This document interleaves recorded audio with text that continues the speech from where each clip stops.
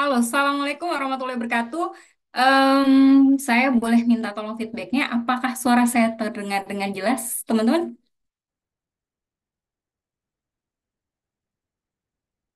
Jelas ya suaranya ya.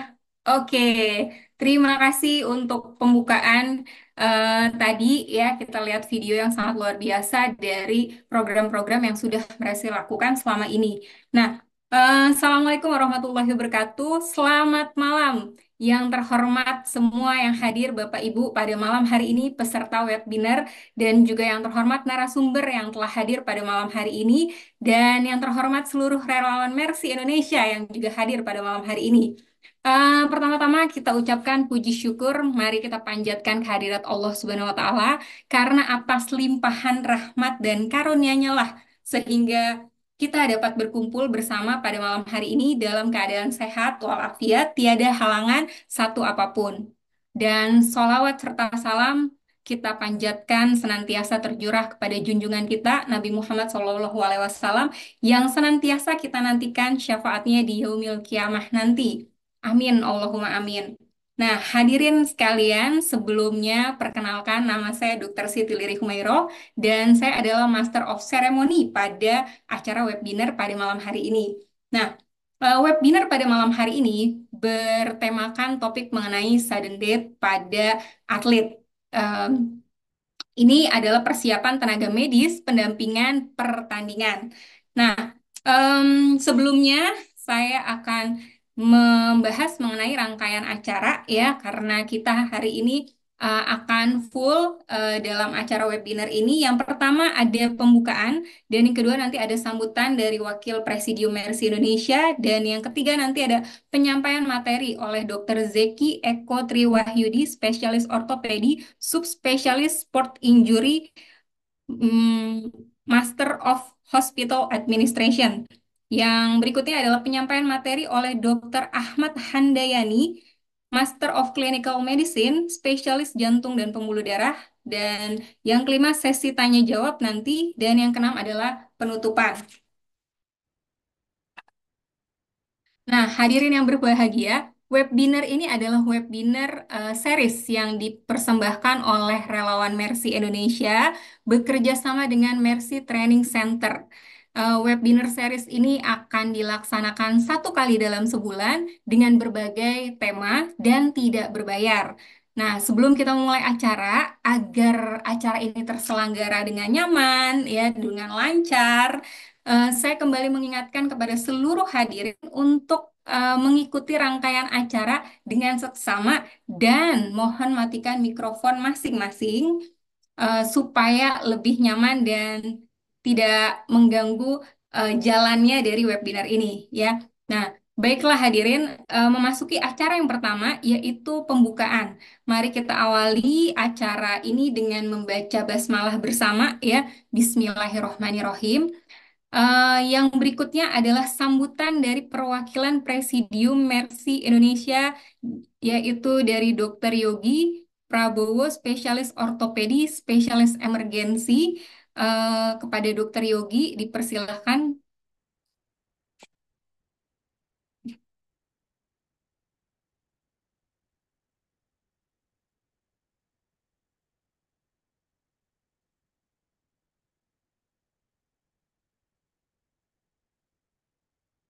Dr. Yogi sudah ada, Dok?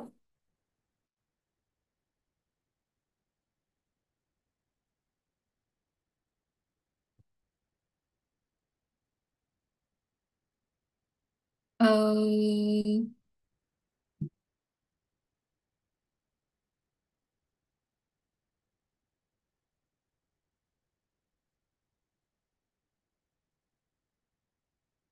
Pak Dr. Yogi sudah masuk?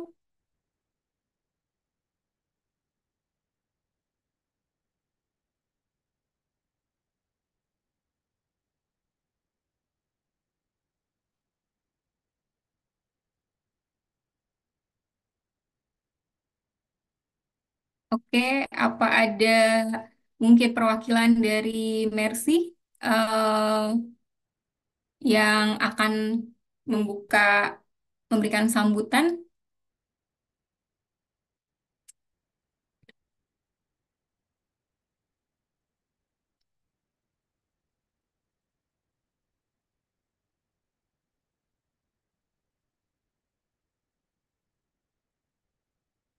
Oke, sebentar, kita tunggu sebentar ya. Oh, ini Dokter Yogi sudah masuk. Selamat malam, Dokter Yogi.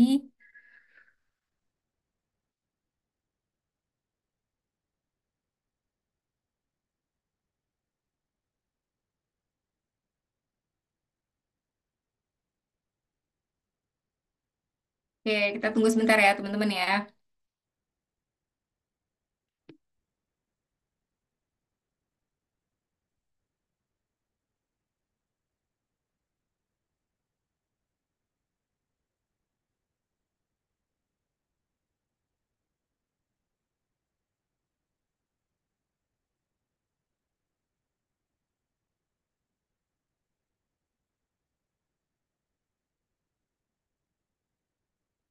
Oke, sebentar ya.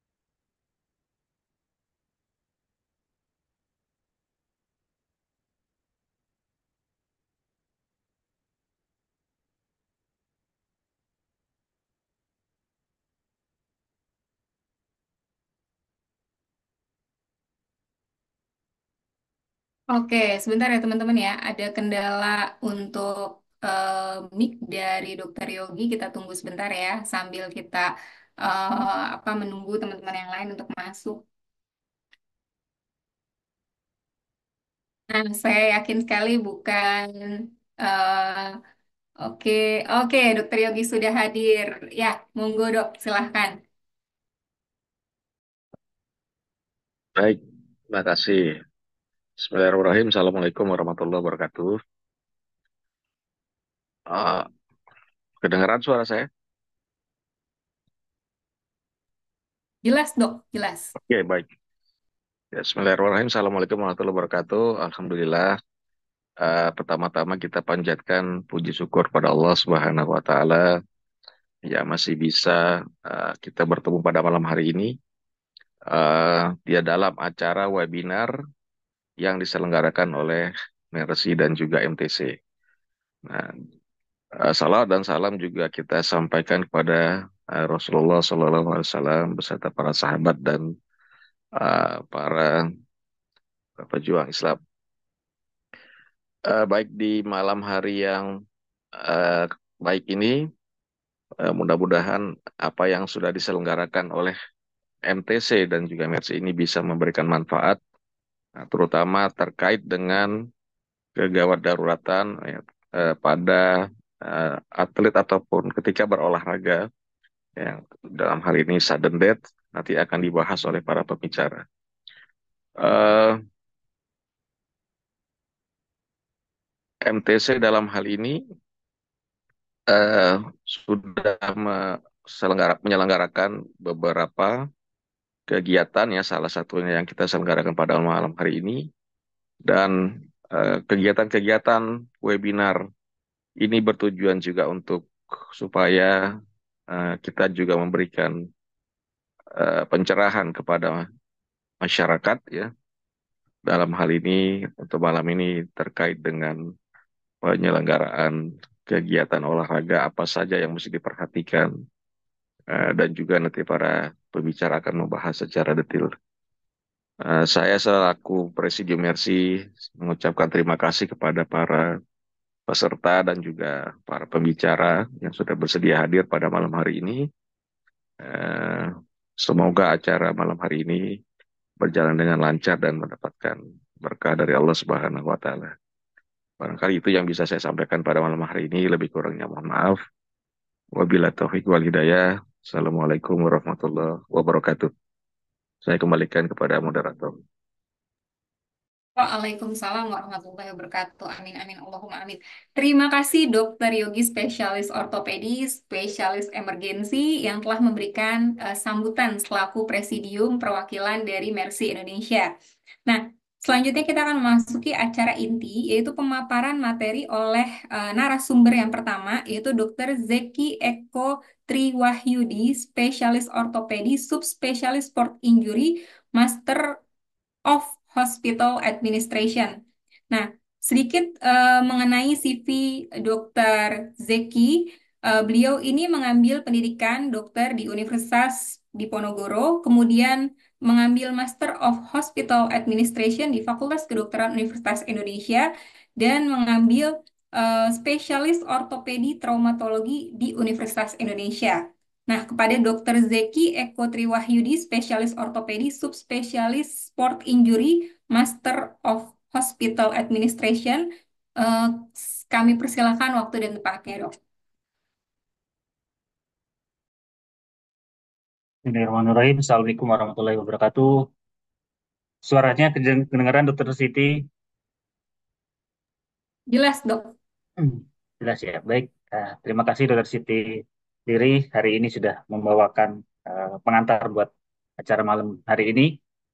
Kita di sini sharing aja ya, rekan-rekan sekalian sharing bagaimana kita menghadapi kasus-kasus sudden death pada atlet. PowerPoint-nya bisa ditampilkan dari panitia.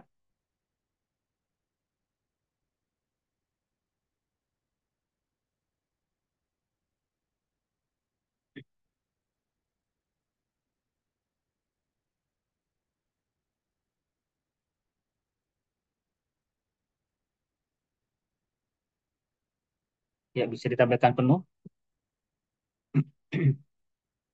Dari pada malam hari ini saya akan mencoba mendiskusikan tentang membawa sudut pandang emergensi kondisi pada atlet ya.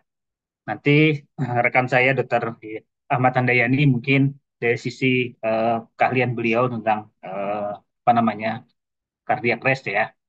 Saya mencoba menampilkan bahwa apa sih yang kita perlu perhatikan pada kondisi emergensi ketika kita mendampingi atlet terutama atau mungkin ketika kita sedang berolahraga ya. Next. Saya mencoba menyampaikan bahwa emergensi di olahraga itu ada dua hal ini menurut saya yang penting kita perhatikan. Yang bisa menyebabkan emergensi ya dua hal ini yang bisa menyebabkan gawat darurat bagi seorang atlet. Pertama, adanya cedera kepala atau servikal atau adanya henti jantung. Biasanya dua ini aja yang bisa menyebabkan kegawatan pada atlet ya ketika berolahraga. Jadi dua hal ini perlu kita benar-benar kuasai ketika kita melakukan atau sebagai tim medis dalam pendampingan event-event olahraga, event-event apa namanya terkait kegiatan aktivitas olahraga baik itu olahraga apa namanya pertandingan resmi maupun olahraga yang sifatnya rekreasi ya. Tetap diperhatikan dua hal ini. Kalau dua hal ini terjadi maka medis bisa melakukan intervensi segera ya sehingga penanganannya juga tepat. Next, apa yang kita perlu lakukan ketika menghadapi kasus emergensi? Lakukan empat hal ini: rekognisi, respon, resusitasi, dan remove the field. Kenapa yang remove kita kasih warna biru? Nanti kita lihat di belakang ya. Jadi tidak semuanya harus dengan respon merah ya. Oke. Selanjutnya adalah rekognisi cervical injury. Bagaimana kita mengenal cedera leher atau kepala ya? Biasanya ya tadi cedera kepala maupun cedera leher itu biasanya berbarengan atau bersama-sama kondisi terjadinya. Jadi kita kalau kita berada di sana kita mungkin tahu bisa bahkan melihat langsung mekanisme terjadi cedera pada atlet tersebut. Ada nggak benturan langsung pada kepala, baik itu oleh siku, baik itu oleh kaki yang misalnya ketika dia menanduk atau berbenturan dengan kakinya lawan misalnya, atau ada nggak pukulan misalnya kalau dia bermain futsal atau bola itu ada pukulan atau ketika penjaga gawang mengambil bola atau apa tangannya kena ke kepala atau leher dari temannya atau lawannya. Ada nggak kondisi itu? Ada tidak benturan pada dagu maupun rahangnya? Dan apakah benturan itu juga keras? Kalau kita melihat atau mendampingi kondisi apa namanya pertandingan tersebut, melihat bahwa ada kondisi ini atau ada kemungkinan jatuh dari ketinggian, misalnya habis melompat atau ya habis melompat berebut bola ataupun mengambil ini dan mengambil apa mengambil bola misalnya jatuh dengan kondisi yang salah, misalnya kepalanya dulu yang jatuh, misalnya berbenturan dengan lantai. Nah, kita perlu mengenali bahwa kondisi itu bisa menyebabkan cedera pada kepala maupun leher si atlet. Next. Lalu kalau sudden cardiac arrest gimana? Yang kita perlu perhatikan adalah kenapa tiba-tiba misalnya atlet tersebut tiba-tiba terhuyung atau jatuh. Kita perlu melihat mekanismenya adalah biasanya dia tidak tidak ada kontak, tidak ada kontak yang kolaps langsung, misalnya tanpa kontak tiba-tiba jatuh pasiennya, tiba-tiba atletnya jatuh, tiba-tiba atletnya eh, tidak merespon atau kehilangan kesadaran ketika jatuh tersebut. Atau kita melihat bahwa bisa jadi pada cardiac arrest itu bisa pernafasannya bisa normal, juga bisa tidak. Jadi kita perlu mengenali itu. Lalu bisa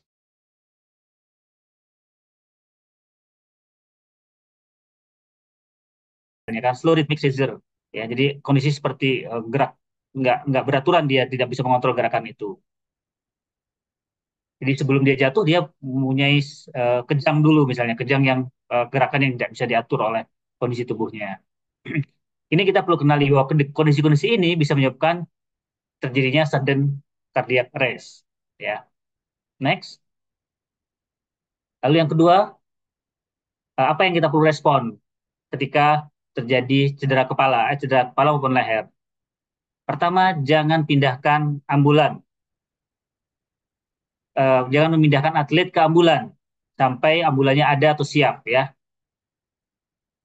Nanti kita bahas lagi di belakang. Yang penting adalah lakukan imobilisasi dulu secara manual agar tidak terjadi perburukan atau gerakan pada kepala maupun leher. Karena sedikit banyaknya gerakan pada leher tersebut, pada leher yang sudah cedera, itu bisa menyebabkan terjadinya cedera yang lebih berat atau lebih membahayakan pada kondisi si atlet. Jadi setelah kita mengenali tadi ada tanda-tanda yang bisa menyebabkan terjadinya cedera dari leher, nah kita lakukan respon imobilisasi dulu yang penting. Ini walaupun dia sadar maupun tidak, lakukan imobilisasi tersebut. Bagaimana caranya? Penolong bisa melakukan uh, meletakkan tangannya pada samping dari sisi kepala atlet, ya. Terus jari penolong jangan sampai menutupi telinga agar atlet tetap dapat mendengar. Jadi nggak aneh ya kalau misalnya penolongnya nutup telinga, kalau dipanggil nggak respon ya mungkin aja dia sadar, ya kan?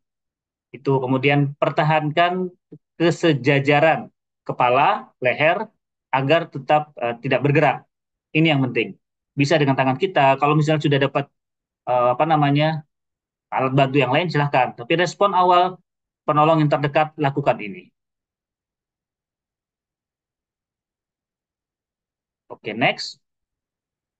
Kalau imobilisasi harus terus dilakukan ya, secara manual itu tetap dilakukan sampai penyangga leher atau alat bantu itu hadir, datang di situ, atau bisa dibawakan penolong yang lainnya. Sampai itu belum ada, maka penolong pertama mesti melakukan imobilisasi secara manual terus-menerus.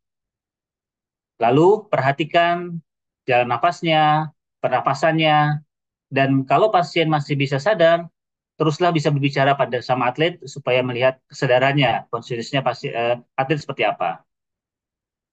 Ada poin penting di sini adalah seluruh perpindahan posisi hanya boleh dilakukan bila ambulan telah siap. Alat transportasi apapun itu telah siap, baru pindahkan.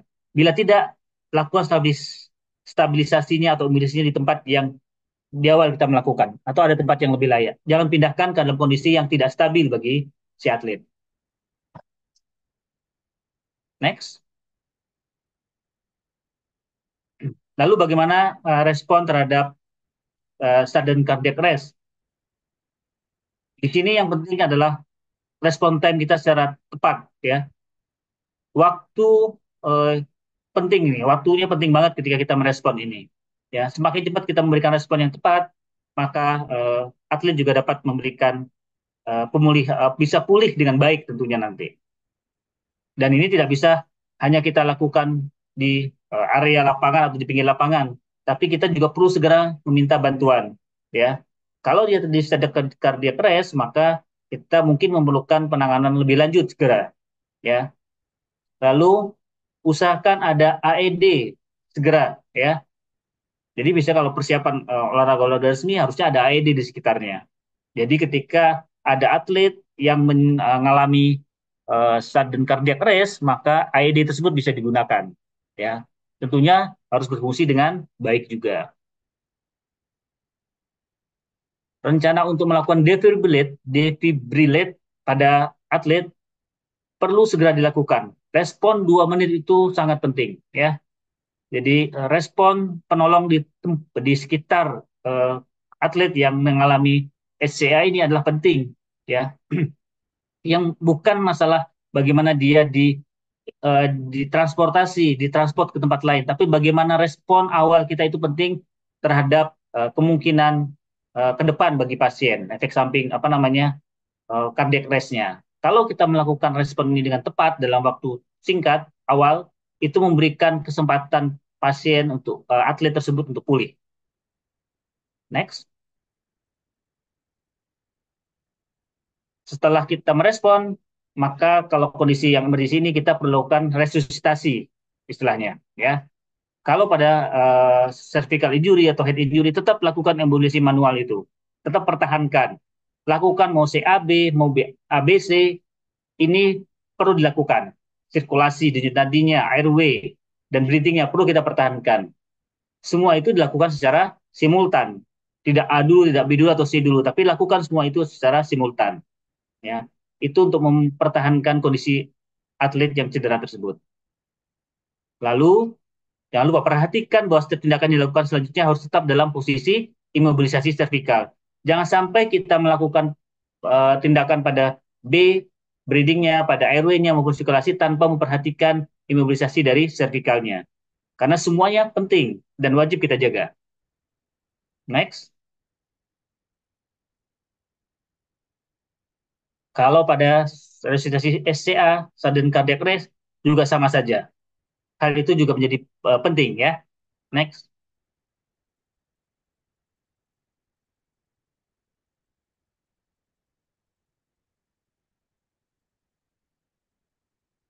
Ya, jadi uh, resusitasi pada prinsipnya sama seperti yang lainnya.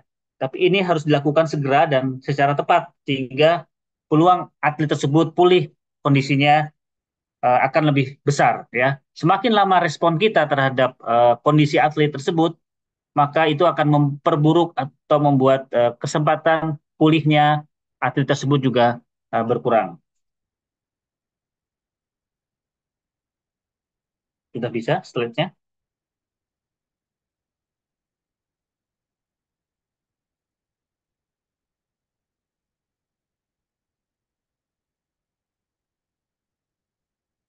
Ini resusitasi head injury.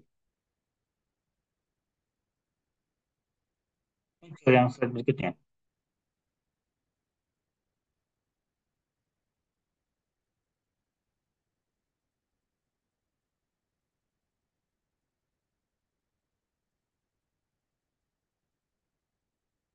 Ya, kalau pada sudden cardiac arrest jangan lupa kita perlu lakukan D itu pada sudden cardiac arrest adalah defibrilasi.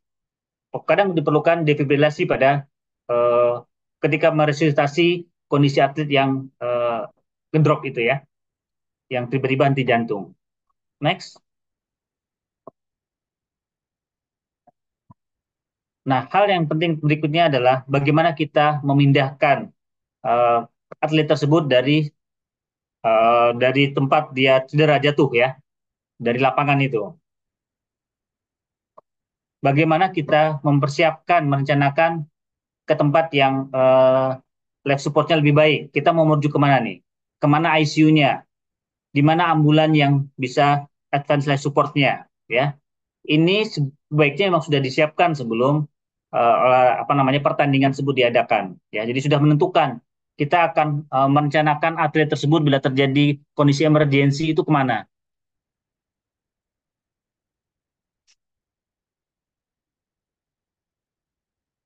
Jadi pertimbangkan itu. Kemudian tetap kalau ada cedera leher seperti tadi, tetap lakukan imobilisasi servikal. Kemudian cara terbaik salah satunya adalah pemindahan eh, apa namanya atlet tersebut adalah dengan lock roll ya. Ini gambar lock roll menunjukkan bahwa bagaimana kita memindahkan tetap perhatikan ya. Perhatikan. Jadi tidak asal-asalan ketika ada atlet jatuh, penolongnya yang mindahin ke apa namanya tandunya, ke brankernya asal-asalan.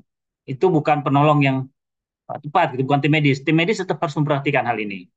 Jadi peluang atlet tersebut pulih juga lebih besar ya. Tidak asal-asalan ketika melakukan transportasi dari uh, atlet tersebut. Next. Perhatikan juga kemana kita mau merujuk, tentukan ya. Bukan asal dekat rumah sakitnya, bukan asal cepat, tapi tepat ya.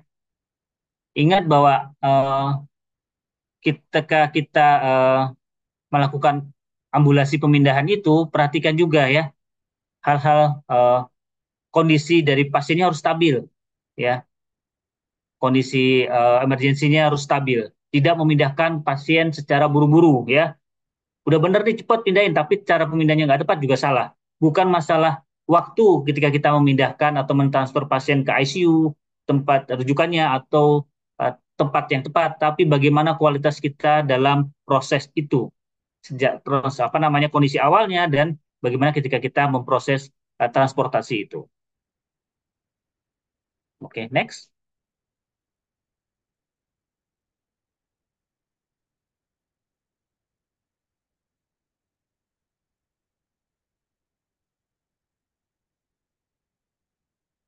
Oh, sudah ya.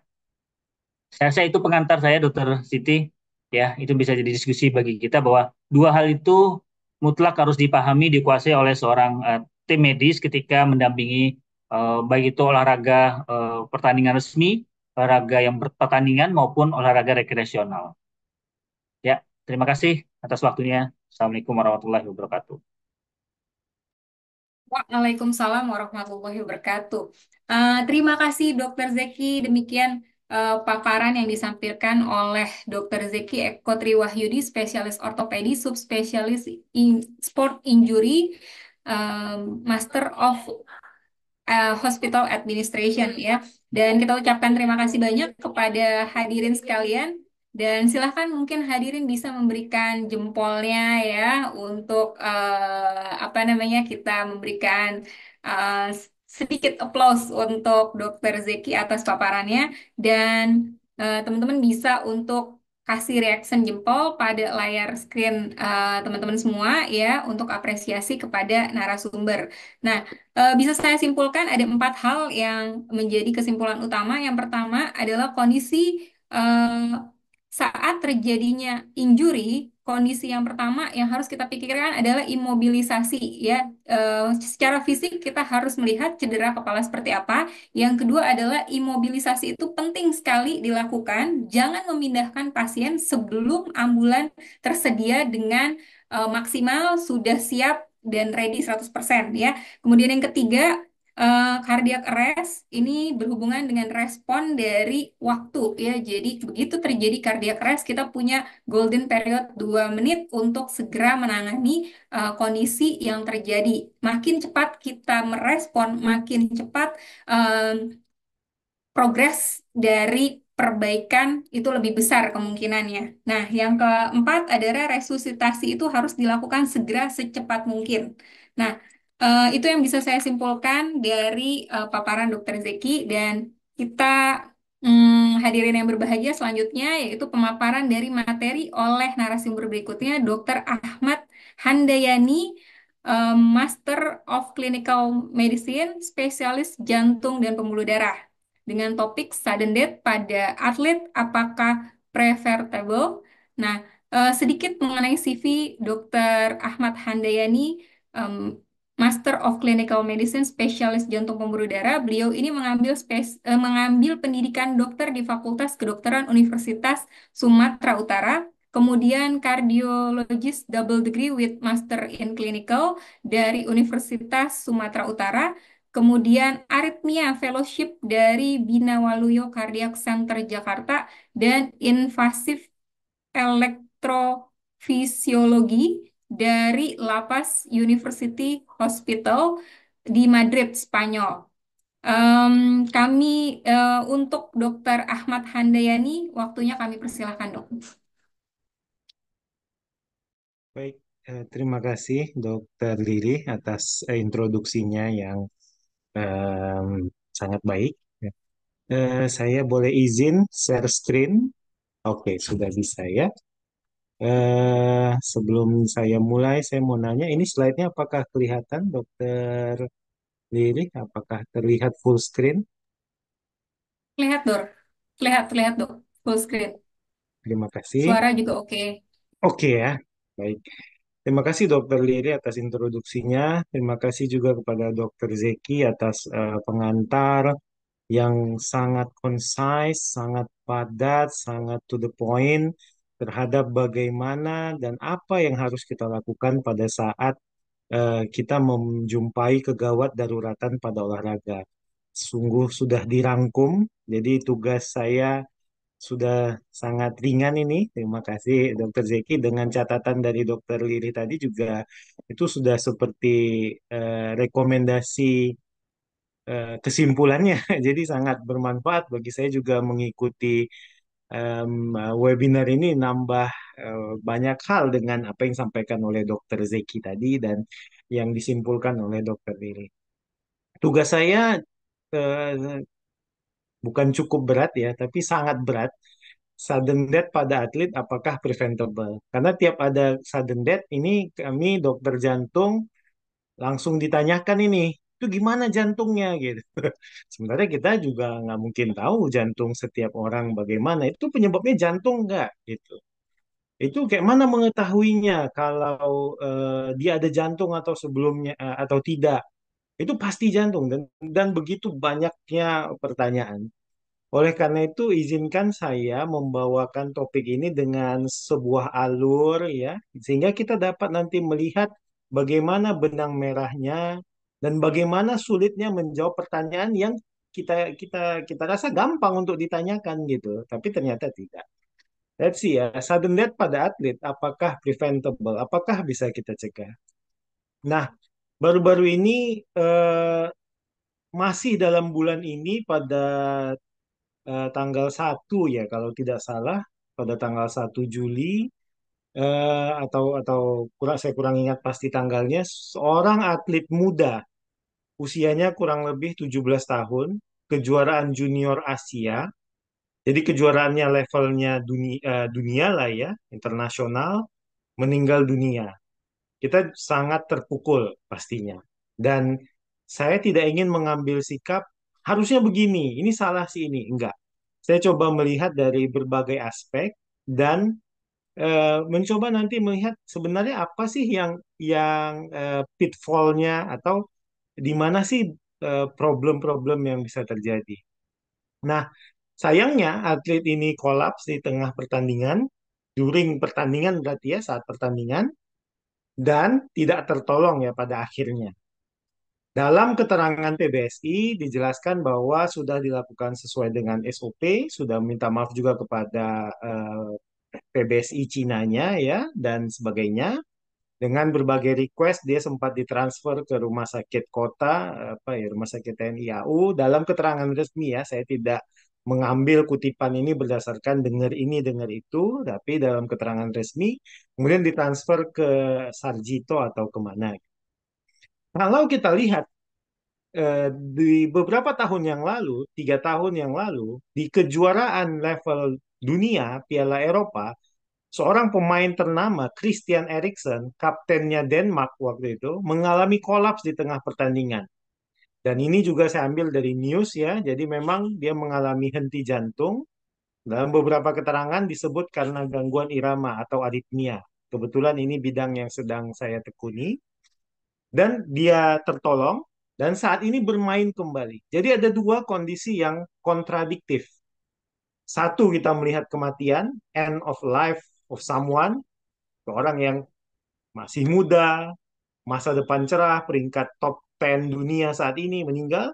Dan satu lagi memang juga top dunia juga, tapi tertolong dan hari ini masih bermain Dan di Piala Eropa kemarin dia bermain lagi kan. Ini suatu kondisi yang kita maunya yang seperti ini semua. Kita tidak mau dia sudden cardiac death, tidak ada yang mau. Tapi at least kalau terjadi, maka dia tertolong. Itu message-nya. Jadi sama seperti kalau kita mau mau mau berenang di pantai, harus ada penjaga pantainya. Kira-kira gitu message yang tersirat dari slide pertama ini. Dan kalau kita ingat juga, bahkan seorang pemain top, Iker Casillas, saya nggak tahu apakah banyak yang tahu atau tidak, pada sekitar tahun 2019 atau 2018 mengalami serangan jantung. Ini kaptennya Spanyol waktu juara Piala Dunia. Tapi satu, dia tidak main di Madrid, dia saat itu tidak main di Real Madrid, dia main di Porto. Dan dia mengalami heart attack. Jadi situasinya berbeda, bukan sudden cardiac death, tapi serangan jantung. Bayangkan ada seorang profesional ya bermain di kompetisi internasional, ya kita pasti assume that health screeningnya sudah sangat baik, ya kan? Diet atletnya juga baik, kena juga serangan jantung. Jadi bahwa ada situasi yang sometimes it unpreventable, tidak dapat kita cegah, tidak dapat kita prediksi. Atlet profesional sudah ternama, gak mungkin menjadi atlet ternama dunia kalau nggak disiplin jaga makan atau disiplin latihan. Nggak mungkin, itu nonsense. Masih misalnya masih merokok atau masih makan makanan fast food, nggak mungkin dia jadi atlet dunia. Nggak mungkin. Pasti dia sangat menjaga. Tapi kenapa dia akhirnya juga bisa terkena serangan jantung? Singkat cerita, ternyata dia mengalami suatu familial hiperkolesterolemia, suatu varian dari hiperkolesterolemia yang menyebabkan beresiko terkena penyakit jantung koroner. So, sangat complicated, sangat unpredictable. Tetapi poin keduanya lagi-lagi adalah dia tertolong. Walaupun pada akhirnya retire ya, tidak mungkin lagi untuk melanjutkan pertandingan, tapi nyawanya tertolong. Kira-kira ini beberapa kejadian-kejadian level dunia yang relevan, yang pasti menarik perhatian kita semua. Di kardiologi, di bidang jantung, eh, perlu saya sampaikan bahwa tim task force atau para expert itu senang berkumpul dan membuat kesepakatan bersama dalam bentuk guidelines untuk menyeragamkan cara berpikir kita, untuk mengambil dan mengekstrak data-data yang ada, sehingga beberapa dan banyak yang saya sampaikan dari slide ini adalah saya ambil dari guideline tentang sport kardiologi dan exercise pada pasien dengan penyakit jantung tahun 2020 oleh ESC. Jadi ini suatu sumber yang baku. Dan pada tahun 2022, ESC, European Society of Cardiology, itu mengeluarkan guideline untuk manajemen pasien dengan ventricular arrhythmia. Kebetulan pada saat saya fellow di Madrid, salah satu cabang dari ESC ini yaitu European Heart Rhythm Association, kebetulan itu adalah profesor saya di Madrid. Jadi saya banyak berinteraksi dan melihat dan menyaksikan bahwa mereka sangat berusaha profesional dalam memberikan rekomendasi. Ini penting karena kita dokter. Jadi ada sudut pandang bahwa dokter ini tidak bisa dia dengan tekanan media, tidak boleh dengan tekanan keluarga dan sebagainya. Kita harus tetap dari sisi profesional. Nah, kita akan lihat sebenarnya apa sih sudden death, sudden unexplained death. Ini beberapa terminologi adalah suatu kematian yang kita tidak dapat menjelaskan penyebabnya. Jadi semalam dia masih kita jumpai sehat, kemudian dia meninggal besok harinya. Kalau sudden cardiac arrest, maka kita melihat ada berhentinya fungsi pompa jantung secara tiba-tiba, dan sudden cardiac death adalah um, kematian mendadak yang natural yang terjadi diasumsikan presume dikarenakan cardiac cause. Dan dalam 24 jam sebelumnya pasiennya sehat-sehat, dan pada autopsi dapat dilihat ada bukti natural kematiannya, jadi tidak ada organ tertentu yang menyebabkan atau karena penyakit jantung. Jadi ini definisinya sendiri terfokus kepada memang semua kematian itu adalah karena henti jantung yang tiba-tiba. Jadi jantung organ apa namanya ya, organ kuncinya di sini. Itu bukan misalnya sudden respiratory arrest gitu, dia sudden cardiac death. Jadi kardiaknya ini yang problem. Sehingga terminologi ini sebenarnya luas, ya. Jadi penyebabnya ini semua apapun yang menyebabkan si jantung ini berhenti secara mendadak. Oleh karena itu pembahasan kita pada sesi hari ini adalah tentang apa itu sudden cardiac death, bagaimana kejadian sudden cardiac death di populasi, di pasien dengan penyakit jantung, dan pada atlet pada khususnya, dan gambaran umum apa itu SCD, penyebabnya, bagaimana kita mengantisipasinya, dan bagaimana upaya pencegahan terjadinya SCD pada atlet. Kalau kita lihat sebenarnya SCD ini kejadiannya bukan sesuatu yang kan perlu kita khawatirkan. Artinya memang kalau terjadi ya maaf kata kalau kata orang Indonesia ya naas betul lah. Pada anak dia 1 dari 100.000 orang. Kalau kita persentasekan ya 0,001. Bagaimana kita memprediksi kejadian yang seperti itu? Kemudian middle age 50 dari 100.000 dan meningkat apabila usia usia seseorang itu meningkat. Apabila di atas 80 tahun itu 200 orang dari 100.000 0,2%. Ya lumayan signifikan ketika populasinya besar. Dan perlu diingat bahwa nasib juga secara statistik laki-laki lebih banyak dari perempuan. Memang laki-laki ini berat ya beban hidupnya mungkin sehingga dia lebih duluan ya intermezzo saja supaya jangan serius sekali menjelang weekend. Kalau dilihat pada populasi khusus pada sakit jantung, kejadiannya lebih tinggi. Dari semua kematian yang ada, 50% kematiannya karena SCD. Dan yang paling banyak terjadi adalah pasien dengan penyakit jantung koroner.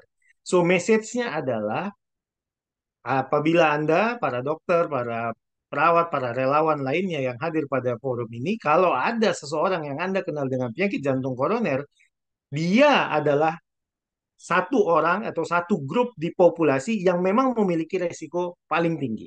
Nah, inilah kalau dia mana yang paling beresiko tinggi. Oke, suaranya oke. Ini ada lag-nya.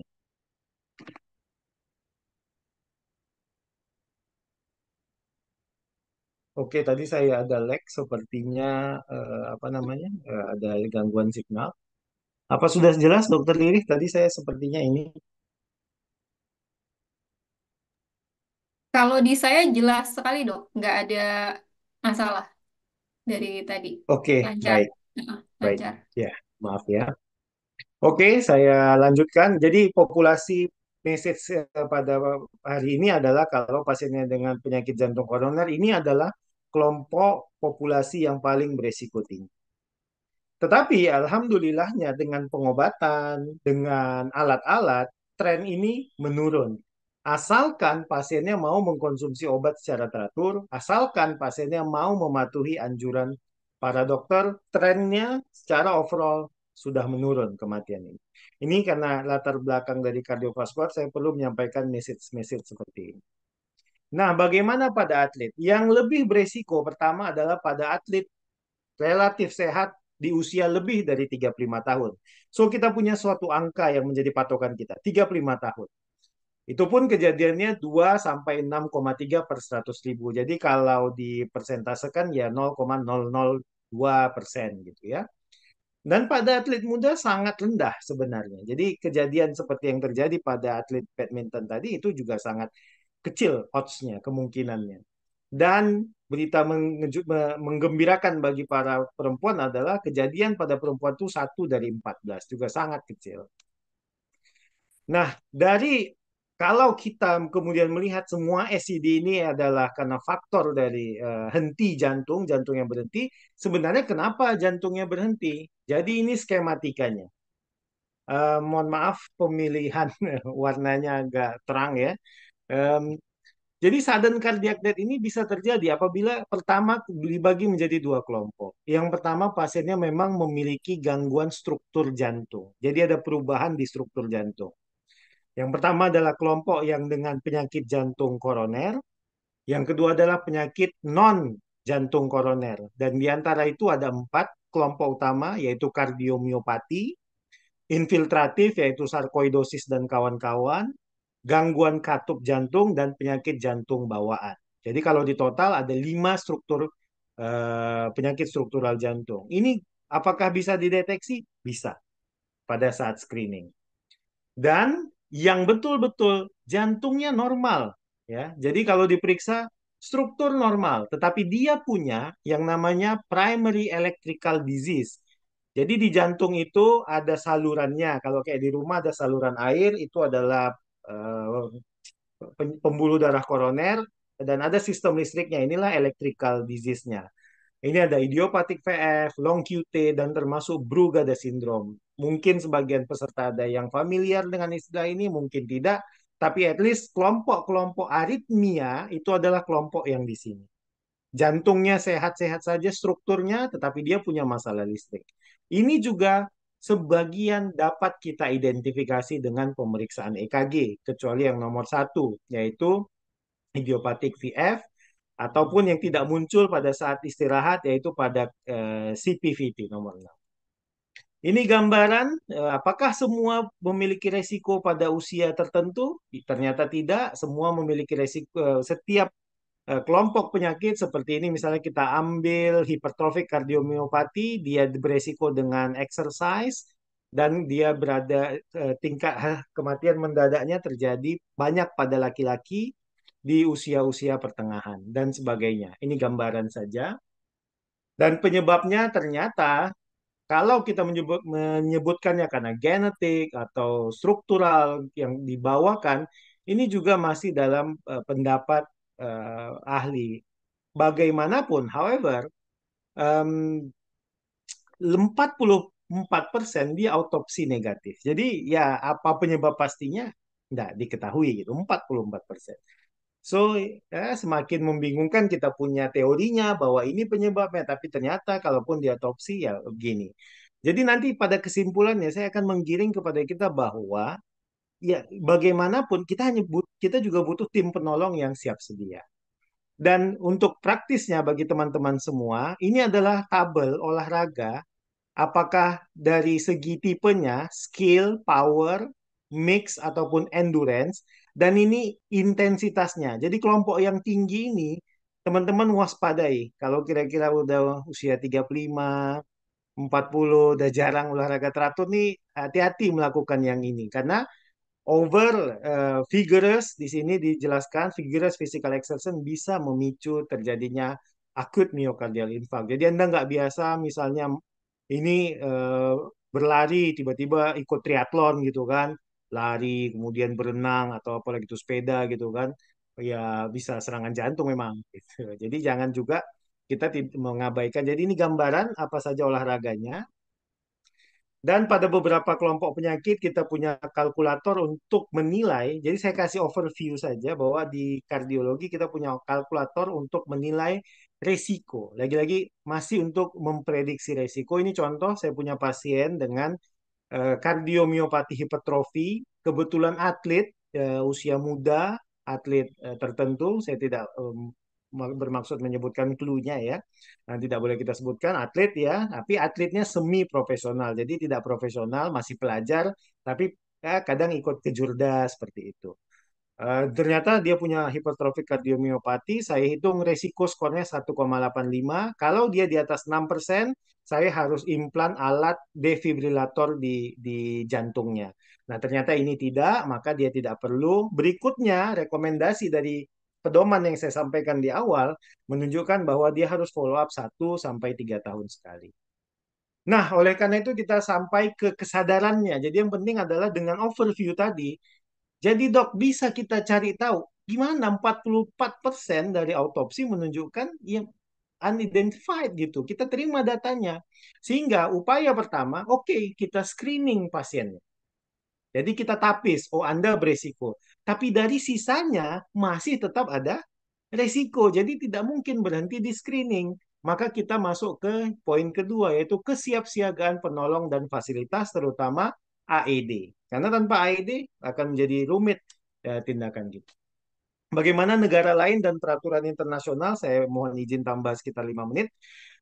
Italia ini mewajibkan sejak 1982. Kenapa saya mengambil Italia? Karena pada berbagai event internasional, Italia ini menjadi salah satu rujukan dalam eh, screening ataupun pre-participation screening kepada profesional atlet. Mereka punya pedomannya dan selalu menjadi rujukan. Jadi saya sangat setuju apabila kita mengambil ini sebagai rujukan. Jadi center yang berpengalaman. Ternyata ketika kita baca kembali, Italia sudah mewajibkan ini sejak 1982, di mana FIFA sendiri itu mewajibkan sejak 2006 karena pada beberapa tahun sebelumnya ada seorang atlet kalau tidak salah dari Kamerun yaitu Mark Vivien Foe itu meninggal dan diketahui dia menderita hipertrofik kardiomiopati. Dan sejak 2006 FIFA menstandarisasi Pre-Competition Medical Assessment (PCMA)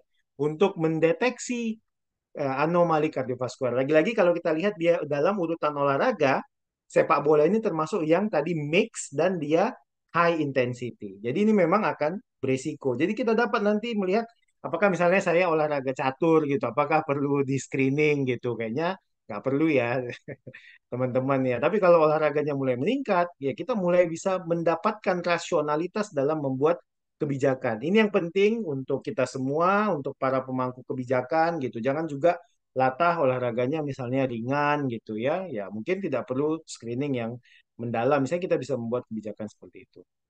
Ini adalah gambaran bagaimana protokol dari Italia, yaitu dari pemerintahnya untuk menilai adanya cardiovascular disease pada seorang atlet. Dilakukan penilaian assessment family dan personal history, physical exam, dan EKG. Kalau negatif, maka dia eligible. Kalau positif, dia perlu ditindaklanjuti. Ya, misalnya ada riwayat keluarga, maka dia ditelusuri. Misalnya dia ada riwayat keluhan, dia ditelusuri. Misalnya pada pemeriksaan fisik ada sesuatu ditelusuri. Kalau positif, dicari tahu sampai dapat diagnosisnya. Kalau negatif, dia eligible. Dengan screening yang demikian, itu dibutuhkan biaya sekitar 80 euro per atlet. Jadi kalau kita konversikan sekitar 1, mungkin 1,5 juta per atlet. Saya rasa masih cukup eligible mungkin ya. Saya kurang bisa menilai ya karena ini harus kementerian atau orang yang punya kalkulasi lebih besar melihatnya jumlahnya berapa atlet kita. Tapi ini gambaran secara biaya. Dan dari 5.900 ini pada studi saja ya, bukan dari tahun 82 tadi. Pada suatu studi dijelaskan dari sekitar 6.000 atlet yang ketemu penyakit kardiovaskularnya itu 1,5%, hanya 88 dari 5.900. Tapi tujuan kita bukan menyelamatkan yang 5.800 sekian, tapi menyelamatkan yang 88 ini supaya tidak meninggal, jangan terbalik. Kadang kan logikanya angkanya kecil. Iya, yang kecil ini yang kita perlu cari tahu. Dan profesional di Indonesia, para dokter jantung, para dokter ahli aritmia sudah sangat terampil. Jadi tidak sulit mencari ahlinya, tidak perlu jauh-jauh. Ini sudah bisa kita dapatkan. Saya meyakinkan siapapun yang mendengar webinar ini bahwa kita bisa. Tinggal bagaimana kita membuat protokolnya dan protokol sederhana, EKG pasien atau foto ronsen, EKG tambah foto, kemudian jadi screening pertama. Screening kedua echo pada beberapa kasus sampai butuh MRI, pada beberapa sebagian besar kasus tidak perlu. Oke, ini tadi yang FIFA dan ini apa yang harus kita lakukan. Eh, Pedoman yang saya ikuti dari FIFA, jadi unresponsif, tidak bernafas, ataupun kejang, ini harus dilakukan. Nah, ini saya yakin kita semua kebanyakan dari latar belakang medis sudah tahu.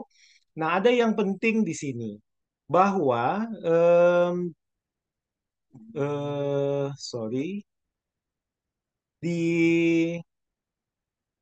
di sini nanti akan dijelaskan bahwa penolong itu harus langsung masuk walaupun ini dia. Respond immediately. Go to the player. Do not wait for the referee's permissions to enter the pitch. Jadi kalau dalam keterangan PBSI adalah yang saya baca dari kolom newspaper tadi, bahwa mereka menunggu izin dari referee karena begitulah SOP-nya.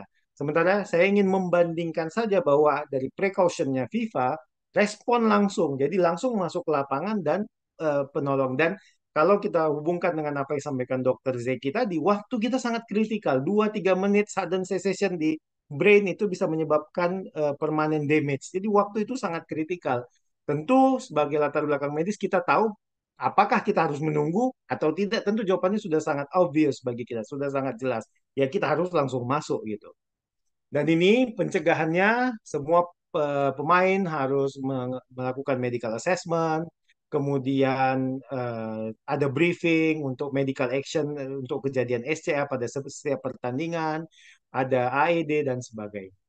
Ini rekomendasi SC dan inilah peran kita. Jadi saya ingin menegaskan bahwa peran kita bukan hanya menolong ataupun CPR pada saat itu, tapi misalnya kita juga jangan sampai maksud saya dengan ini orang jadi nggak berolahraga karena what are we without sports ya kan apa artinya kita kalau tidak berolahraga olahraga itu sehat olahraga itu baik tapi setiap usia punya olahraganya sendiri setiap pemain harus kita lindungi sehingga kita bisa mencapai goals dari olahraga itu sendiri yaitu untuk kesehatan untuk sportivitas kebersamaan dan sebagainya.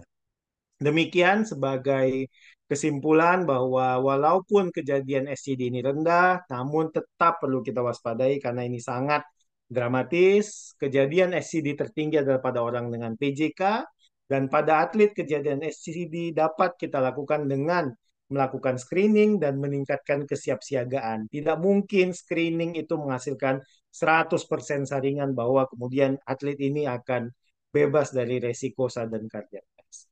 Terima kasih. Assalamualaikum warahmatullahi wabarakatuh. Saya kembalikan ke Dr. Lili.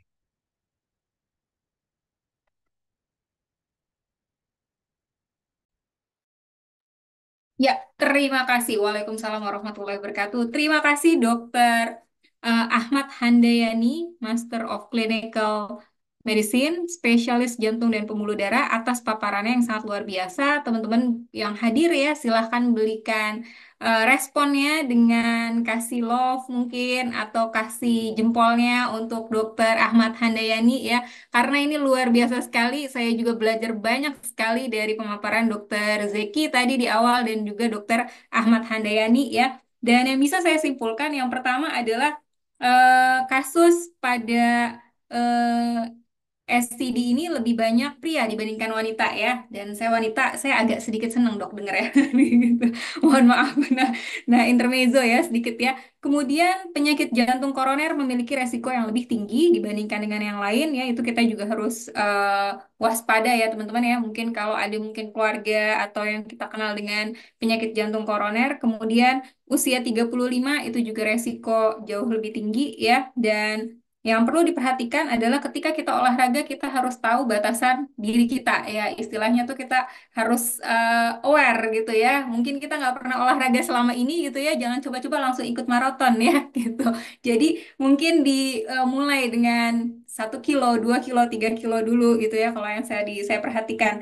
Dan untuk atlet sendiri, screening itu penting sekali ya. Dan yang terakhir adalah kesiapsiagaan dari penolong. Jadi ketika kita mungkin di sini ada yang baik yang medis maupun yang non medis ya, terutama yang medis, ketika kita menjadi tim medis, kita wajib menolong tanpa kulo nuwun ya, istilahnya langsung hajar gitu ya, kalau bahasa Indonesianya. Jadi kita harus merespon dengan cepat karena golden period atau waktu kritisnya itu sangat pendek sekali. Nah, itu kesimpulan yang saya bisa berikan dari paparan Dr. Ahmad Handayani. Ya, terima kasih sekali lagi untuk Dr. Zeki dan Dr. Ahmad Handayani karena luar biasa saya banyak sekali belajar malam ini. Nah, kita masuk kepada sesi yang berikutnya, teman-teman, yaitu sesi diskusi. Nah, kepada hadirin ya, teman-teman, Bapak Ibu yang sudah hadir dalam webinar ini, dipersilakan untuk bertanya langsung kepada narasumber.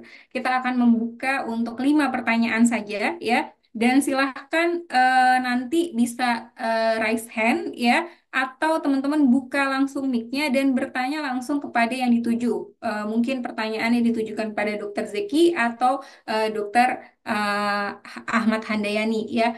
Em, itu dan nanti langsung dijawab oleh narasumber ya, baik Dokter Zeki spesialis ortopedi, subspesialis sport injury, Master of Hospital Administration, atau juga oleh Dokter Ahmad Handayani, Master of Clinical Medicine, spesialis jantung dan pembuluh darah. Nah, untuk yang mau bertanya silahkan langsung di raise dan buka mic-nya.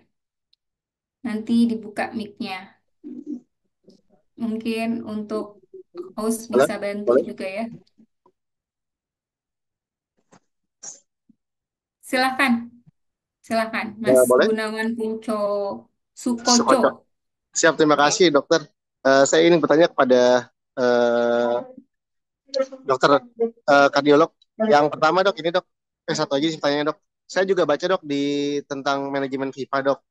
Di situ dikatakan tentang transport itu ada manajemen start and stop dok, di mana kita mengangkat pasien ke ambulan itu sampai 10 detik, kemudian kita 10 detik kita kemudian RJP lagi sampai kira-kira satu siklus, 5 siklus sorry, 2 menit, kemudian kita ngangkat lagi 10 detik sampai ke ambulan. Itu ketika pada kondisi tidak punya alat otomatis CPR dok.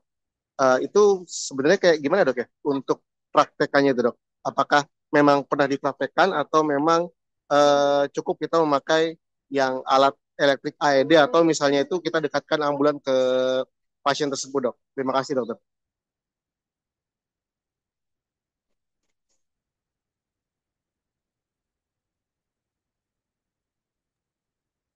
Terima kasih Pak Gunawan ya, Mas Gunawan atau Dokter Gunawan atas pertanyaannya yang sangat baik. Eh, saya terus terang belum membaca istilah tersebut, start and stop. Tapi kalau kita hubungkan tadi, Dokter Gunawan sudah baca bahwa hanya 10 detik, saya eh, analisis bahwa maksudnya adalah dalam melakukan pertolongan itu, kita memang harus minimize interruption. Jadi misalnya nih kita bawa nih pasien, itu harus masih dalam keadaan dia di CPR. Jadi ketika dipindahkan, kalau perhatikan ya, bukan pasien yang kita gotong-gotong keluar. Jadi CPR diteruskan, mobilnya yang masuk.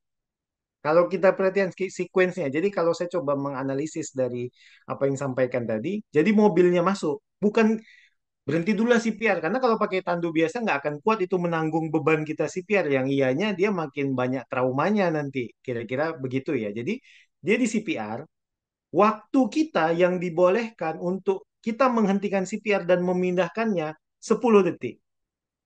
Dan sampai di dalam kita langsung melanjutkan CPR karena sudah stable lagi dan kemudian itu lanjut terus sampai dia masuk sampai dia tiba ke rumah sakit dapat penolongan lanjutan.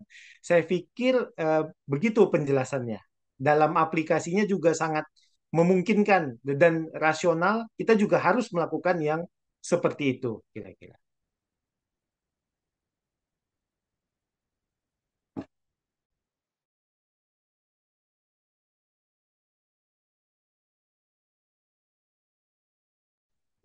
Baik dok, terima kasih dokter. Cukup membantu dok. Oke dokter.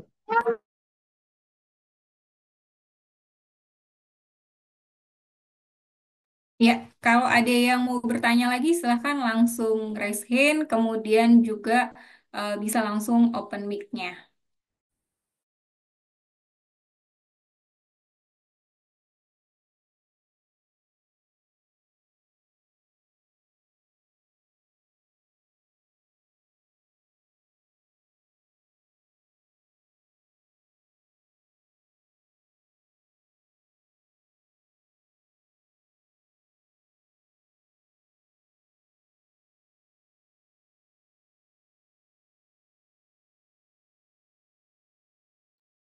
Oke, mungkin ini dok, kalau belum ada yang bertanya, ini ada satu pertanyaan ya dari Dokter Eko Supriyanto. Pada saat seorang atlet tiba-tiba jatuh tersungkur di lapangan tanpa ada benturan, apa yang membedakan dengan, bentar, apa yang membedakan dengan cepat bahwa atlet tersebut adalah SCD? Ya, betul ya, SCD ya. Oh, ya, sudden death atau sinkop. Mungkin bisa dijawab dokter, mungkin ini lebih ke dokter Ahmad Handayani mungkin ya. Saya kurang paham nih pertanyaannya. Bisa saya lihat di mana? Di QA, QA nggak ada. Kemudian tadi kayaknya ada yang chat mau bertanya. Oke, ada nih, ada kardio Akita Rukmana.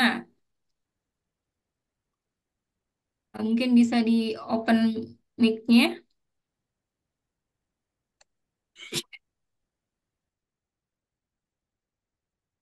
Ini jadi tadi Dokter Eko menanyakan gimana bedain antara sudden death sama pingsan gitu ya, sinkop intinya. Oh, oke. Mungkin kita ini ada pertanyaan tadi dari Dokter Akita itu. Belum diketik nih. Mungkin bisa di open mic-nya, bisa di unmute. Mungkin host bisa minta tolong untuk unmute Kardio Akita Rukma Akbar. Mungkin ini Mas atau Mbak atau Ya, Kak. Oke, sudah. Silakan. saya Akita. Ya, saya Akita ada PPDS Kardio ya dari Brawijaya. Ya, saya pernah baca nih dok tentang screening atlet sebelum melakukan apa namanya kompetisi ya, kompetisi sebelum melakukan kompetisi resmi. Mungkin nggak ya dok, screening itu walaupun pasien sudah di screening, tapi tetap ada kemungkinan SCD-nya itu gimana ya? Apakah kita harus screeningnya harus kita koreksi atau memang memang ada yang salah sama screeningnya sehingga sehingga atlet itu bisa sudden cardiac death atau apa yang menyebabkan screening itu masih bisa gagal dalam menjaga atletnya? Apa bisa dijelaskan ya dok? Kenapa walaupun sudah di screening tapi tetap masih ada SCD-nya itu kok bisa ya dok? Terima kasih. Ma- Ya, terima kasih Dokter Akita. Mungkin Dokter Liri, panggilan saya Dokter Yani daripada panjang maksud saya. Oh iya, Boleh siap, siap, dipanggil siap. Dokter Yani aja. Pak Siap. Mansur. Terima kasih Dokter Akita. Ini Dokter Akita ini saya kenal lah ya, kami dari sama-sama dari Medan dulu. Sekarang dia lagi PPDS Kardio di Malang ya. Terima kasih atas pertanyaan kritisnya ya. Memang menarik Dokter Akita. Dan apa yang Dokter Akita tanyakan ini sama dengan yang ditanyakan orang berulang kali di event-event di internasional. Termasuk juga kalau kita nanti bisa lihat berbagai ahli juga ditodong nih dengan pertanyaan ini Dokter Akita. Jadi ini pertanyaan yang akan ditanyakan baik orang awam maupun kita sendiri. Jadi self questioning. Kenapa ya? Kita udah punya alat screening, tapi kejadian juga gitu, kebobolan juga apa yang salah. Jadi seperti dalam paparan saya tadi bahwa screening itu akan kita kalau kita ambil dari contoh grupnya Italia, Italia itu dari sekian banyak itu 1,5% yang memiliki detectable lah ya, bahwa dia memiliki suatu cardiac disease dan ini dia dieksklusikan dari 1,5% itu hanya sedikit saja yang akhirnya bisa eligible untuk apa kembali untuk spot kembali misalnya dia sebelumnya ada WPW kemudian diablasi akhirnya dia bisa ikut olahraga kembali tapi hanya sedikit minority dari case ya kebanyakan jadi tidak eligible untuk mengikuti olahraga. Nah jadi eh, karena pre-participant screening ini juga tidak menjamin 100% bahwa yang lewat dari screening ini akan terbebas dari risiko SCD, ini fact-nya, maksudnya ini faktanya Dokter Akita. Dan sampai sejauh ini, dengan screening yang begitu baik pun, inilah hasilnya. Maka apakah kita mau terus mengkoreksi ini? Kalau kemudian dicek postmortemnya pasca kematiannya ternyata 45% nggak ketemu. Itu juga ada di guideline ternama di European Society of Cardiology. 44% memang tidak ketemu buktinya. Oh, ada suatu problem kardiak yang jelas, misalnya apakah dia kardiomiopati dan sebagainya. So, kita masih punya dari yang kelompok yang meninggal itu sendiri, 45% kita nggak tahu gitu. Jadi, fakta dan ilmiahnya menyatakan ya begitulah adanya. Maka kita masuk ke langkah yang kedua, kita siap siaga. Jadi begitulah dalam memahami ini. Maka rekomendasinya harus utuh dua ini. Nggak bisa kita bilang ya udah yang penting kita screening, udah screening nanti kita tinggal duduk aja nonton, nggak bisa. Nah, karena fact-nya dan dengan kemajuan teknologi itu, apakah screeningnya perlu kita perbaiki? Saya yakin kalau atlet profesional pasti ada medikalnya paling tidak. Apalagi yang sudah level dunia. Saya yakin bahwa nggak mungkinlah atlet badminton olahraga dunia gitu, tidak melewati sebuah screening. Mungkin kapasitas fisik eh, maksimum, apalagi dengan kemajuan teknologi pasti mereka akan di screening. Apakah treadmill seperti yang rutin kita lakukan? Saya yakin benar bahwa itu akan dilakukan. Tapi tetap bahwa yang lulus pun dari screening ini tetap ada resiko. Saya kira demikian. Jadi ini fakta. Mungkin sampai sejauh ini semua ahli, bahkan para ahli juga berbeda pendapat. Dokter Akita tentang pre-participation screening, guideline ASC bahkan meletakkannya bukan kelas 1, tapi kelas 2A. Jadi menarik bahwa guideline ASC juga tidak melihat ini sebagai sebuah yang ya Anda harus rely on kepada ini semua gitu. Kira-kira begitu. Jadi memang kalau pendapat profesional ya saya tentu sebagai atlet profesional yang sebagai dokter ya saya menyatakan semua atlet profesional baiknya sih di screening. Tapi guideline NSC juga menempatkan screening ini sebagai posisi 2A, tidak sesuatu yang serta-merta wajib dan bisa memberikan manfaat yang betul-betul gitu. Tetapi melihat konteks jawaban ini jangan dipotong gitu. Jangan dipotong jawabannya dengan fakta-fakta yang ada sebelumnya dan keharusan kita untuk melakukan kesiapsiagaan medis dan peralatan tadi. Agak klise kejadiannya, tapi ya that's the way it is.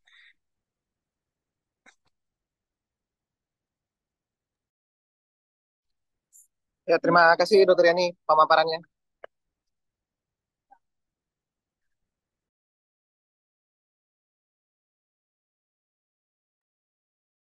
Oke, ini ada tadi namanya siapa?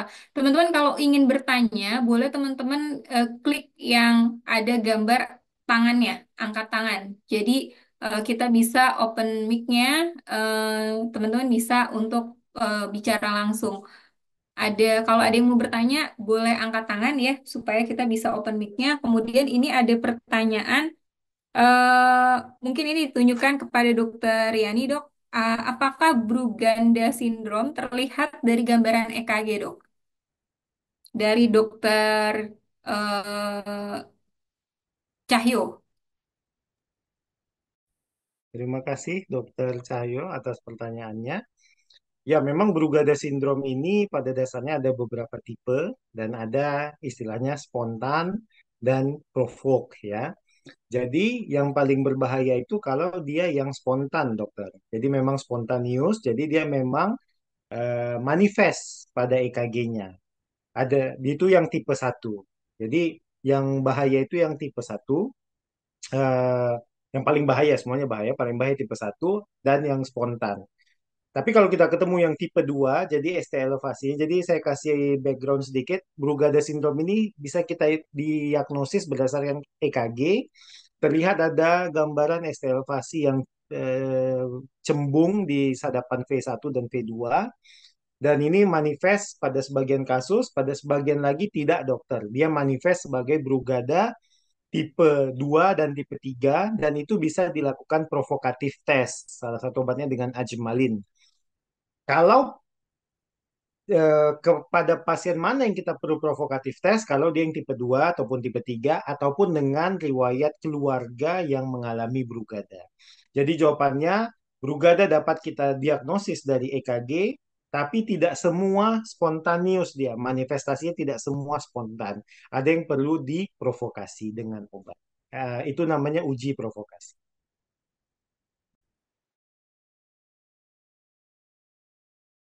Oke, terima kasih Dokter Yani. Kemudian ini ada dari eh, ada pertanyaan, apakah event internasional hanya butuh EAD saja atau lebih ke advance seperti live pack ya, dan di mana 12 lead EKG itu perlu dilakukan di lapangan, tidak hanya kasus cardiac arrest saja. Nah, gimana dengan ROSC?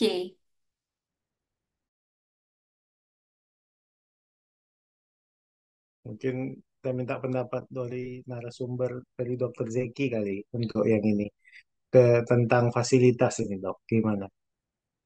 Ya, boleh. Dokter, ya. Ini seru banget ini ya. Silakan, Dokter Zeki. Tentang EAD. Jadi pertanyaannya saya ulang ya dok ya.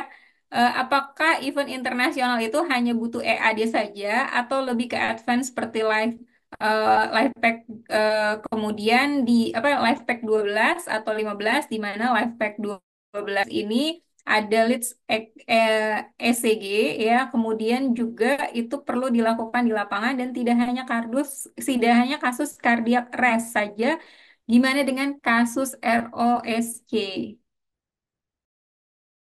Iya, iya. Yang menarik memang masalah jantung ya, Dok ya. Dokter Yani ya. Ini lagi hangat-hangatnya, jadi pasti sangat menarik pembahasannya. Dan Iya. punya luas ini pembahasannya. Eh, Kalau saya melihatnya simpelnya adalah alat yang butuh universal banyak di setiap tempat tentu yang bisa dipakai banyak orang dan lebih mudah disediakan. Kalau yang advance tentu nanti sedianya adalah di mana tempat rujukannya berada. Itu memang diperlukan. Tapi di lapangan saya rasa AED itu ya harusnya universal. Di tempat-tempat umum, di lapangan itu perlu disediakan. Tapi kalau sudah life pack itu sebaiknya udah di rumah sakit levelnya atau di ambulan transportable-nya, transportnya gitu ya. Menurut saya sih itu. Teriani yang menggunakannya lebih paham. Ya, sangat sepenuhnya Oke. setuju dengan Dokter Zeki. Memang ya untuk fasilitas kalau kita bisa semua lengkap, tentu ya pinginnya lengkap. Tapi tidak mungkin ya, tidak memungkinkan, lah, tidak visible solusi seperti itu. Memang yang general seperti AED, tim yang tersedia, kemudian rute evakuasi itu yang lebih rasional untuk yang dilakukan. 12 lead EKG itu perlu dilakukan di lapangan. Saya pikir dalam pedoman jelas bahwa kita ya bantuan hidup dasar lah ya di lapangan. Kemudian kita transport di mana kita kemudian di fasilitas lanjutannya melakukan bantuan hidup lanjutan. Jadi ada peran menyiapkan tim penolong yang bisa melakukan bantuan hidup dasar dengan sangat baik di lapangan. Jadi em, bantuan hidup dasar itu bukan hal yang sepele. Jadi bukan dia sangat penting, sangat urgent timingnya, decisionnya, kepemimpinan, kerjasama, baru itu modal pertama gitu. Itulah modal pertamanya. Baru modal berikutnya kita punya sistem transportnya, baru rujukannya. Bukan terbalik, udah ada rujukannya tapi BHD-nya berantakan. Masuk ke rumah sakit udah MBO dia. Udah udah terlalu lama hipoksia otaknya gitu. Jadi saya pikir itu dulu yang kita harus samakan bahwa BHD di lapangannya Pasti. dibaguskan gitu. Di mana yang ROSC ya yang ROSC ditolong sesuai dengan pedoman ROSC, Return of Spontaneous Circulation. Ya kita tolong dengan pedoman ROSC. Apakah dia ada masalah kardiak seperti yang harus kita tolong segera kalau dia karena acute coronary sindrom dia harus di PCI, pasang stent segera. Kalau dia ada masalah neurologis, dia di target temperatur. Ini sudah masuk ke bantuan hidup jantung lanjutan. Jadi BHD, BHJL yang baik tidak akan ada kalau BHD yang baik tidak pernah dibuat. Jadi yang konsentrasi kita kalau di tempat-tempat umum, di tempat-tempat sport, ya memang bantuan hidup dasarnya. Tidak mungkin menghadirkan misalnya semua klinik di setiap event sport itu. Saya pikir bukan bukan seperti itu tata cara berpikirnya. Jadi yang memang visible, yang memang menolong dan AED ini kan krusial apabila dia butuh. Ketika kita melakukan shock pada pasien, itu sudah jauh membantu daripada tidak ada shock gitu. Jadi sangat jauh perbedaannya ketika kita punya AED dan AED ini bisa dioperasikan oleh penolong apapun, tidak perlu yang terlalu medis, dia bisa tempel, dia analisis iramanya langsung dan dia memberikan shock ke jantungnya langsung. Demikian. Ya, terima kasih Dokter Zeki, Dokter Yani untuk apa namanya jawabannya ya. Dan ini ada satu penanya lagi nih. Silahkan Dokter Dodi, ini gimana? Boleh di silahkan. Ya, ya, Assalamualaikum. Nama Waalaikumsalam saya warahmatullahi Dodi, saya wabarakatuh. dari Qatar. Saya kebetulan kerja di ambulan servis di perusahaan minyak Qatar. Saya kemarin ikut sama webinar tentang ini juga, tentang tentang webinar tentang kasus atlet ini ya, sudden death di atlet ini. Itu di Indonesia saya pengen mengcompare seperti diketahui bahwa apakah di event internasional itu dia udah menggunakan advance AED. Ya seperti diketahui kalau dilihat itu dari referensi mereka ya, yang dari Higabi ada yang referensi satu dokter, dia hanya EED dan itu belum dijawab. Seperti diketahui bahwa EED itu sebetulnya di Amerika pun itu adalah orang boleh menggunakan EED ya. Jadi lay person dia kursus bisa CPR bisa analyze gitu ya. Pertanyaan saya di event internasional itu apakah di Indonesia dia menggunakan juga LIPAP 12 itu yang advance mungkin LIPAP 15 di mana setelah pasien itu cardiac arrest itu ada kemungkinan dia ada ROS spontaneous ya. Artinya nadinya ada, BP-nya ada dan itu kita melakukan 12 di ECG. Di mana 12 di ECG juga itu akan bisa dikeluarkan ya, bisa mendiagnosa itu dokter-dokter jantung gitu ya. Kalaupun nggak ada dokter jantung bisa di forward itu ECG stripnya ke heart hospital gitu, atau ada mini ICU di mana standby dokter jantung di situ. Misalnya kayak subarachnoid juga itu biar trauma non trauma itu bisa dilihat misalnya di tulip ECG seperti cerebral T or giant T misalnya Ya, atau hypo atau eh, hyperkalemia itu bisa dilihat juga dari tulip ECG.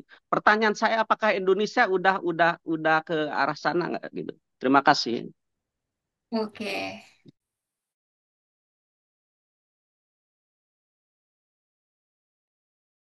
Silakan ini yang lebih berpengalaman, mungkin Dokter Yani, Dokter Zeki bisa apa namanya? Sebenarnya itu lebih ke ini ya, apa namanya? hmm, Secara ini eh, lebih ke penanggung jawab mungkin dari Kementerian Olahraga atau apa kalau kalau saya melihat pertanyaannya. Tapi mungkin Dokter Zeki atau Dokter Yani mungkin mau menambahkan. Ya, saya coba menambahkan. Saya rasa ideal apa yang disiapkan itu sebenarnya IOC itu sudah mempunyai guideline sebenarnya untuk setiap tim medis sebenarnya.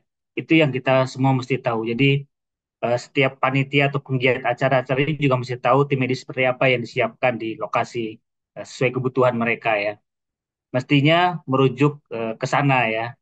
Cuman memang kita di Indonesia memang masih banyak kegiatan event-event itu latah hanya mengundang tim medis dari rumah sakit atau dari klinik yang mereka sendiri tidak tahu apa yang harus disiapkan, apa yang harus dilakukan ketika terjadi cedera pada olahraga, bahkan cedera-cedera yang bergensi seperti ini. Itu yang kita mesti edukasi terus ke setiap penyelenggara atau penggiat kegiatan olahraga maupun acara-acara lainnya juga mempersiapkan tim medis itu dengan tepat ya. Jadi bukan asal tim medis yang disiapkan, tapi mereka tahu apa yang akan terjadi di kondisi tersebut sehingga bisa eh, contingency planning-nya tuh jalan bagaimana nanti bahkan menyiapkan kemana rute rujukannya rumah sakit yang harus mendapatkan tata laksana lebih lanjut itu sudah harus disiapkan bukan berpikir ketika terjadi baru dipikirkan terlambat biasanya itu menurut saya yang penting kalau lengkap saya rasa masih jauh banyak yang belum tersedia dengan baik ya.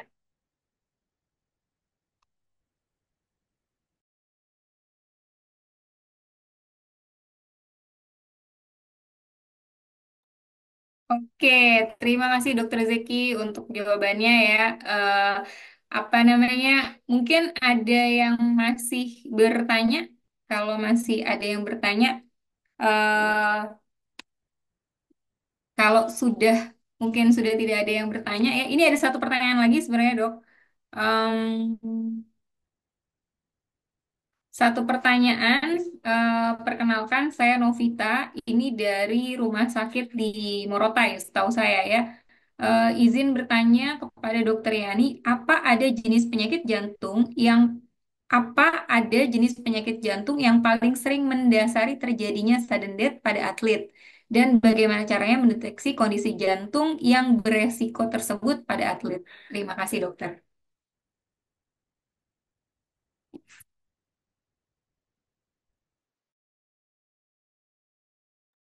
Oke, em, saya coba menjawab ini dengan pendekatan data, dan data itu kan banyak, ya. Jadi data yang banyak itu dikolek, dikumpul oleh sekelompok tim kerja yang dalam hal ini dari European Society of Cardiology. Jadi kita bagi dua, Dokter Novi.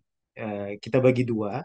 Pada kelompok yang di atas 35 tahun, paling banyak penyebabnya karena penyakit jantung koroner. Nah, jadi itu kita bagi dua dulu. Ini juga statement yang saya ambil dari eh, European Society of Cardiology. Jadi paling banyak pada yang 35 tahun ke atas karena PJK, jadi mulai harus dilakukan screening PJK di usia-usia tersebut, apakah hipertensi, diabetes, kolesterol, dan salah satu yang mempengaruhi kejadian SCD adalah vigorous, jadi aktivitas fisik yang sangat berat. Di kelompok yang di bawah 35 tahun, jadi cut off yang digunakan di sini 35 tahun, di kelompok ini em, prevalensi dari suatu cardiac disorder yang nyata itu hanya 0,3%. Jadi dominannya memang ini sulit diidentifikasi penyebabnya. Dia memang unexplained death. Jadi sudden cardiac death-nya itu per definisi itu yang saya coba urai dari awal tadi bahwa ya memang seakan-akan ini mati karena sakit jantung gitu. Bukan. Dia memang henti jantung mendadak gitu. Jadi tolong dibedakan. Ya, semua kita akan meninggal karena ini gitu. Semua kita akan meninggal karena kardiak kita arrest. Pada akhirnya jantung kita akan berhenti gitu. Semua manusia. Jadi yang coba dijelaskan oleh terminologi tadi bahwa ini sudden cardiac death. Bukan mati karena sakit jantung gitu. Jadi itu kayak dua hal yang completely different gitu. Tapi kematian henti jantung mendadak. Jadi berhenti karena jantungnya berhenti secara mendadak. Tapi apakah semuanya karena ada cardiac disorder? Ternyata pada kelompok yang usia muda kejadiannya 0,3%. Ada juga pendapat dari para ahli menyatakan bahwa penyebab yang paling identifiable, Dokter Novi, adalah hipertrophic kardiomiopati. Dan untuk HCM sendiri, itu bisa kita dapat, salah satu alat yang bisa membantu mendiagnosisnya adalah dengan melakukan pemeriksaan EKG. Dan EKG kita ketahui sangat mudah, sangat gampang ya. Tinggal lagi ada beberapa hal yang perlu diingat bahwa pemeriksaan dan pedoman dalam pembacaan EKG-nya juga harus lebih dikhususkan pada atlet, misalnya QT intervalnya benar-benar dievaluasi dan sebagainya. Saya pikir seperti itu. Ini gambaran yang ada datanya saat ini. Ya, baik, Dokter Yani, terima kasih banyak. Mungkin cukup sampai di sini sesi diskusinya, teman-teman ya. Malam hari ini dan alhamdulillah ya kita sudah sampai di penghujung acara ya. Saya ucapkan terima kasih kepada kedua narasumber kita baik Dokter Zeki maupun Dokter Yani serta seluruh hadirin yang telah mengikuti webinar pada malam hari ini ya. Sangat kondusif sekali, sangat nyaman sekali dan semoga ilmu yang kita dapatkan dalam webinar pada malam hari ini dapat memberikan kebermanfaatan jangka panjang. Amin. Dan jangan lupa ya untuk hadirin teman-teman semua yang hadir ya untuk bisa memfollow Instagram, sosial media baik Instagram maupun Facebook dari Mercy Indonesia juga Mercy Training Center atau MTC ya untuk mengikuti dan mengetahui jadwal-jadwal webinar selanjutnya. Dan saya Dr. Siti Liri sebagai selaku Master of Ceremony pada malam hari ini mewakili seluruh panitia yang bertugas ya, saya menyampaikan mohon maaf atas salah kata dan perbuatan baik yang tidak sengaja maupun yang disengaja. Semoga kita dapat berjumpa kembali di lain waktu ya dengan lebih bahagia ya dan membahagiakan. Akhir kata billahi taufik wal hidayah. Wassalamualaikum warahmatullahi wabarakatuh. Terima kasih. Selamat malam. Terima kasih Dokter Zeki, Dokter Yani dan Terima kasih. hadirin semua. Terima kasih Dokter Liri, terima kasih Dokter Zeki, semua Terima teman-teman kasih Izin sekalian. Dik ya. Dr. Jeki, Dr. Terima Yani, kasih. Dr. Siti Selamat Liri. Terima malam. kasih. Di sini, terima kasih banyak.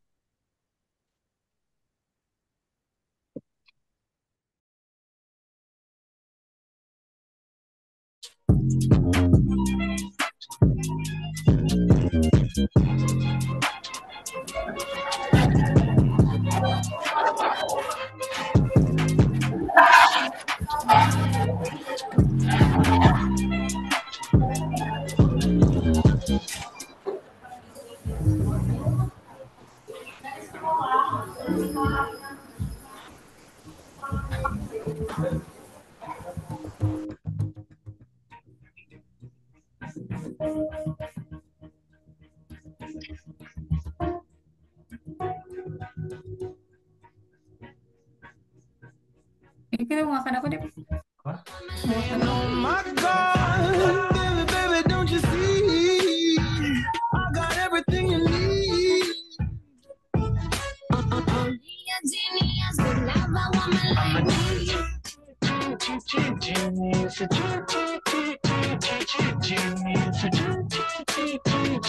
genius.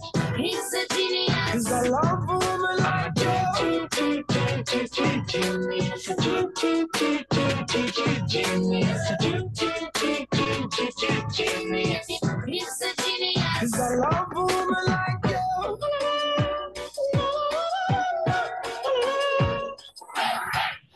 Oh my God, like the eyes and across the cheeks. I got everything you need. Oh my God, baby, baby, don't you see? I got everything you need. Oh my God, baby, baby, don't you see? I got everything you need. Only a genius will love a woman. I'm a genius.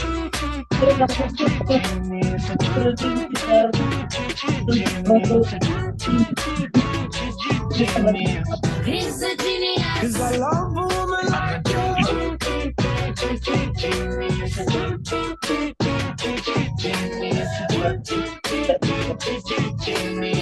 He's a genius. 'Cause I love a woman like you. See ya. You got my Einstein, my Newton, my Galileo, all of my Hawkins.